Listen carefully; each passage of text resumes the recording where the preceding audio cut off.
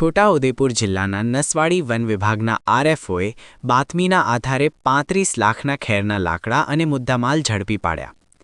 વાપીથી હરિયાણા લઈ જવાતો ખેરના લાકડાનો જથ્થો ઝડપી પાડવામાં આવ્યો હતો. વન વિભાગની ટીમ કરજણ ટોલ નાકા પાસે વોચ ગોઠવી હતી.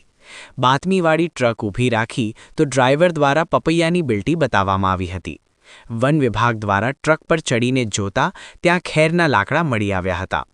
ડ્રાઈવરને પૂછપરછ કરતા તેમની પાસે પાસ પરમિશન માંગતા કોઈ પણ જાતની પાસ પરમિટ મળી નથી. આ ખેરના લાકડાની કિંમત 15 લાખ અને ટ્રક મળી કુલ 35 લાખ રૂપિયાનો મુદ્દામાલ ઝડપી પાડ્યો હતો. વન વિભાગ દ્વારા ખેરના લાકડા અને ટ્રક ઝડપી પાડી કાયદેસરની કાર્યવાહી હાથ ધરવામાં આવી છે. Asha news Gujarati bureau report, Chhota Udepur, Naswadi.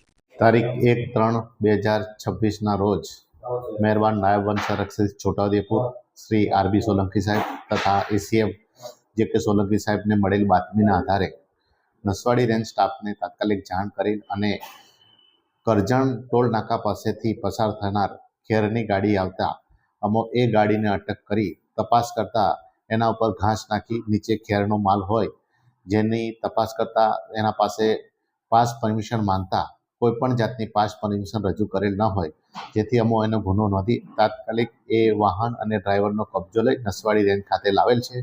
જે મુદ્દા માલની વજન કરાવતા 20 ટન જેટલો ખેરનો મુદ્દામાલ મળેલ છે, જેની અંદાજિત કિંમત 15 લાખ રૂપિયા અને ગાડી 16 ટાયરની જેની અંદાજિત કિંમત 20 લાખ રૂપિયા, આમ કુલ મળી 35 લાખ રૂપિયાનો મુદ્દામાલ નસવાડી રેન્જ દ્વારા કબજે કરવામાં આવેલ છે.